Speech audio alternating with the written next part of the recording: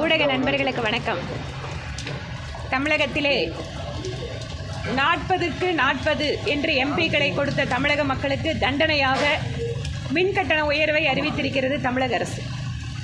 கிட்டத்தட்ட 5% மின்கட்டண உயர்வு இருக்கப் போகிறது.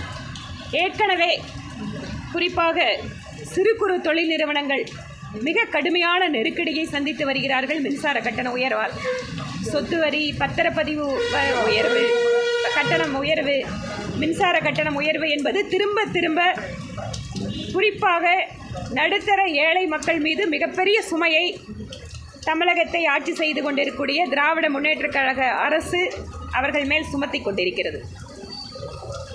6000 கோடி ரூபாய் கூடுதல் வரியாக கிடைக்கும் என சொல்கிறார்கள் மின்சாரத்துறைக்கு. ஆனால் இது முழுக்க முழுக்க